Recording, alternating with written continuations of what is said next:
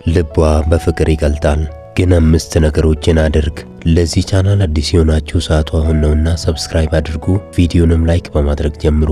አንደኛ፣ አይንህ የልቧ ቁልፍ ነው። የትም ቦታ በየትኛውም ሰዓት ቢሆን የተመቸችህን ሴት በቀላሉ ለመማረክ አፍጥጠህ ያት። ይሄ ብዙ ሰው ያልተጠቀመበት የልብ መክፈቻ ነው። እሷ ራሷ አይኗን ካልሰበረች በስተቀር አንተ አይንህን አትመልስ። አስተያየትህ ግን በፍቅር የተሞላ ይሁን። እሷ አንተን ባታውቅ እንኳን ይህ አይነት አስተያየትህ ከባድ ሱስ ያስይዛታል። ይህንን አስተያየትህን ለመመገብ ስትል ከተቀመጠችበት እንኳን አትነሳም። እይታህን ፍለጋ 10 ጊዜ ወደ አንተ ትዞራለች። አንዲት ሴት በድንገት ያልለመደችው ረዘም ያለና አፍጥጦ የሚያይ የአይን ግንኙነት ሲገጥማት የአእምሮ የደህንነት ጠባቂ ይነቃቃል። ይህ ድርጊት የተለመደውን የዕለት ተዕለት እንቅስቃሴዋን ያቋርጠዋል። እሷም ይህ ሰው ለምን እንዲያየኛል? ምን አይቶብኝ ነው? የሚል ጥያቄ በውስጧ ይፈጠራል። ይህም በራሱ አድሬናሊን እንዲለቀቅ በማድረግ ወደ አንተ ትኩረት እንድታደርግ ይገፋፋታል። አፍጥጦ ማየት በተለይም በራስ መተማመን በተሞላበት ሁኔታ ከፍተኛ የሆነ ተጽዕኖ አለው። በአንጻሩ አይኑን የሚሰብር ሰው አቅም የሌለው ተደርጎ ሊወሰድ ይችላል። አንተ አይንህን ሳትሰብር ስታያት ይህ ድርጊት የውስጥ ጥንካሬን እንደሚያንጸባርቅ ስለሚታይ በሴቷ ዘንድ መሳብን ይፈጥራል።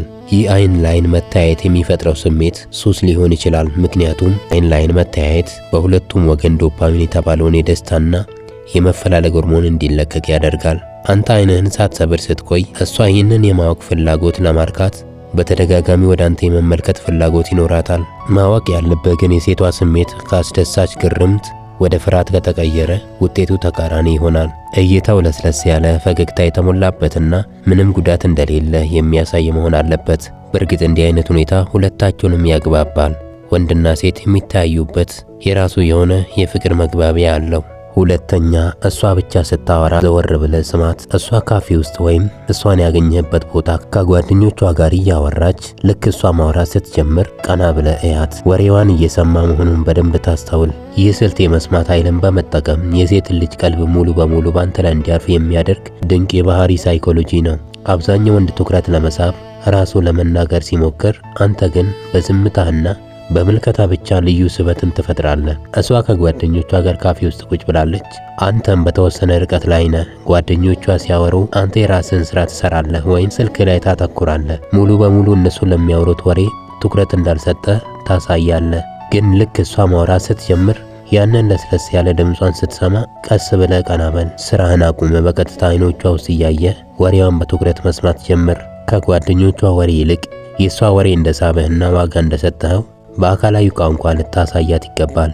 ይህ ድርጊት በጣም ኃይለኛ ድርጊት ነው። ሴትን ብቻ ሳይሆን የትኛውንም ሰው ትኩረት መሳብ የሚችል ነገር ነው። ይህም እሷ ከጓደኞቿ መሃል ስታወራ ልዩ እንደሆነች እንዲሰማት ያደርጋል። ሴት ልጅ በጓደኞቿ መሃል ሆና ስታወራ አንድ የማይታወቅ ወንድ ንግግሯን በልዩ ትኩረት እየሰማት እንደሆነ ስታይ በራሷ ላይ ያላት መተማመን በከፍተኛ ሁኔታ ይጨምራል። ድምፄና ሐሳቤ ለአንድ ሰው ልዩ ነው የሚል ስሜት ይፈጥርላታል። ይህ በሁለታችሁ መካከል በሩቅ የቃላት ግንኙነት ሳይደረግ የቅርብ ትስስርን ይፈጥራል። ይህ ስሜት ከጓደኞቿ ወሬ በላይ ወደ አንተ እንድትሳብ ያደርጋታል። በንግግሯ መሃል አይኖቿ በአንተ ላይ መመላለሳቸው አይቀሬ ነው።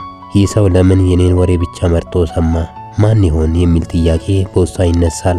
እሷም ወሬዋን ጨርሳ ስትስቅ ወይም ንግግሯን ስታቆም አንተም ፈገግ ብለህ በአይነ አድናቆትን ከገለጽክላት በኋላ በአክብሮት አይንን መልሰ ወደ ራስ ጉዳይ ተመለስ። ይህ ድርጊት እሷን በጉጉት እየሰማት እንደነበር ይነግራታል። በመጨረሻም ከካፌው ስትወጣ ዘወር ብለህ ልዩ ሴት ነሽ በሚል አይነት አስተያየት እያትና ዝም ብለህ ውጣ።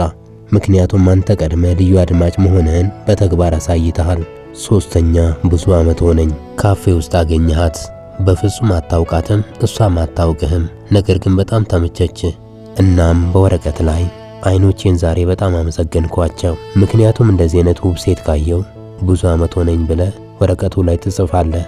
በድፍረት ወደ እሷም በመሄድ እቺ መልእክት ላንቺ ናት ብለህ ስጣት። በእርግጠኝነት እሷም መልእክትን ካነበበችው በኋላ በጣም ትገረማለች። ምክንያቱም ሳትተዋወቁ በድፍረት አድናቆትህን በዚህ መንገድ ስለገለጽክላት በሌላ ቀን አንተን ፈለጋ እዛው ካፌ መመለሰው አይቀርም። በአሁኑ የቴክኖሎጂ ዘመን አብዛኛው የፍቅር ጥያቄ ወይም አድናቆት በዲጂታል መንገድ በስልክ ወይም በማህበራዊ ሚዲያ ላይ ይደረጋል። በወረቀት ላይ በእጅ ተጽፎ የሚላክ መልእክት የለመደችውን የዲጂታል አሰራር ስለሚሰብር በሴቷ ዘንድ ከፍተኛ የሆነ የማወቅ ጉጉት ይፈጥራል። ይህ የቆየና ከሌሎች የተለዩና አሰልቺ ከሚባሉ የትውውቅ ሙከራዎች ለእይታ እንድትመለከተው ያደርጋል።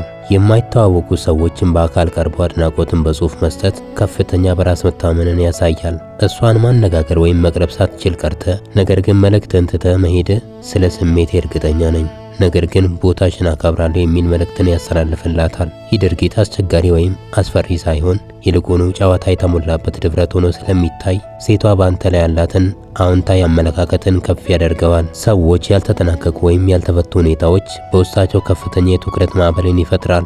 አንተ መልእክቱን ሰጥታት ወዲያውኑ መሄድ፣ እሷ መልእክቱን ካነበበች በኋላ ይህ ሰው ማን ነው? ለምን ሄደ? ከዚህ ሰው ጋር ድጋሚ የምንገናኘው መቼ ይሆን? የሚል የተሟላ ያልሆነ ታሪክ ትተህላት ትሄዳለህ። ይህ ያልተጠናቀቀ ታሪክ በየጊዜው አእምሮዋ ውስጥ እየተመላለሰ እሷ ድጋሚ እዛ ካፌ አንተን ለማግኘት እንድትመላለስ ያደርጋታል። አንድን ሰው በአካል በአንዴ ቀርቦ ማነጋገር በሴቷ ላይ የጭንቀት ስሜት ሊፈጥር ይችላል። በወረቀት አማካኝነት አድናቆትን መግለጽ ግን እሷ እንደፈለገችው ጊዜ ወስዳ እንድታስብና በራሷ ፍጥነት እንድትፈርድበት እድል ይሰጣታል። ይህም ምንም አይነት ግፊት የሌለበት አካሄድ በመሆኑ አንተን እንደ አክብሮት የጎደለው ሰው ሳይሆን እንደ አስተዋይና ለስሜቷ እንደምትጨነቅ ሰው እንድትቆጥር ያደርጋታል።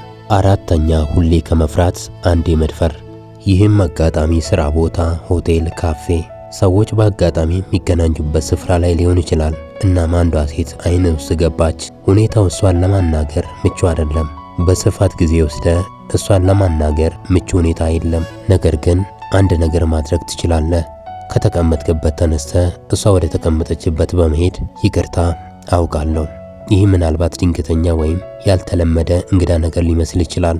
ነገር ግን እዚህ ካፌ ውስጥ እንደገባሽ የውበትሽ ብርሃን ትኩረቴን ስለሰረቀው ሳልነግርሽ ማለፍ ለራሴ ክብር እንደማይመጥን ተሰማኝ። የእውነት ውበትሽን ለመግለጽ ቃላቶቼ አቅም ያጥራቸዋል።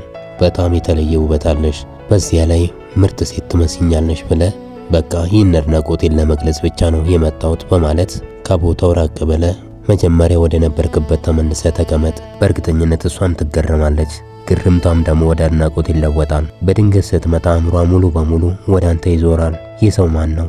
ለምን እንዲያደረገ የሚል የፍላጎት ማዕበል ውስጧ ይፈጠራል። ከሁሉ በላይ በድፍረት ሄደ ሐሳብን በነጻነት መግለጽ ትኩረቷ ወደ አንተ እንዲሆን ያደርጋል። ንግግርህን እንደጨረስክ መልካም ቀን ይሁንልሽ ብለ ፈገግ ብለ ዘወር በማለት ትገረማለች። የእሷን ምላሽና ምስጋና ሳትጠብቅ መሄድ የተለየ ወንድ ያደርግሃል። በተጨማሪም ስልኳን አልለመንክም። ይህ ድርጊት የክብርህን ደረጃ በሷ አይን ውስጥ ከፍ ያደርገዋል። አምስተኛውና ዋናው ነገር አለባበስና ጠረን። በጣም የተጋነነ አለባበስ ሊኖርህ አይገባም። ሰውነትህን የሚያሳይ ያልተንዘላዘለ የትከሻህን አቋቋም የሚያጎላ ልብስ ልበስ።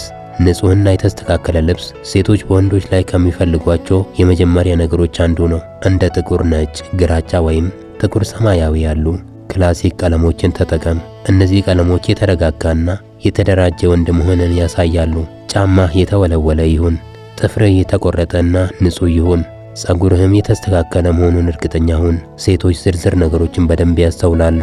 ደግሞም ጠረንህ በቀጥታ ወደ አእምሮ ስሜት የሚሄድ መንገድ ነው። ብዙ ሰዎች ስህተት የሚሰሩት በጣም ብዙ ሽቶ በመርጨት ነው። የተቀባው ሽቶ ከአንተ ከ2 ሜትር ርቀት ላይ መሰማት የለበትም። አንተ አጠገቧ በምታልፍበት ሰዓት በአፍንጫዋ ከገባ በቂ ነው። ይህ ለእሷ የቅርበት ስሜትን ይፈጥራል። ለስላሳና ለረዥም ሰዓት የሚቆይ ሽቶ ተጠቀም። ከቆዳ ጠረንህና ከልብስህ ጋር የሚሄድን ሽቶ መምረጥ ይኖርብሃል። ንጽህና በቀላሉ ሴቶችን የሚማርክ ነገር ነው። ይህ የመጀመሪያው የመማረክ ሥራ በቤት ውስጥ የሚጀመር ነው። አንተን ስታይ የሴቷ አይን የሚደሰትበት አለባበስ፣ አጠገቧ ስትሄድ ደግሞ የምትደሰትበት ጥሩ ጠረን ሊሆን ይገባል። ነገር ግን ማስተዋል ያለብህ አለባበስህና ጠረንህ አሳዳጅ መሆንን የሚያሳዩ ሳይሆን ለራስህ ክብር የምትሰጥ መሆንን የሚያሳዩ መሆን አለበት። ስልቱ ቀላል ነው። ንጹህ ሁን፣ የተስተካከለ ሁን፣ ራስን በደንብ ጠብቅ። ምክንያቱም አንተ ለራስህ የሰጠኸው ክብር ሴቷም እንደዚሁ ትመለከተዋለች። እስካሁን ስለተከታተላችሁኝ አመሰግናለሁ። በድጋሚ ለዚህ ቻናል አዲስ የሆናችሁ ሰዓቱ አሁን ነውና ሰብስክራይብ አድርጉ፣ ቪዲዮንም ላይክ አድርጉ።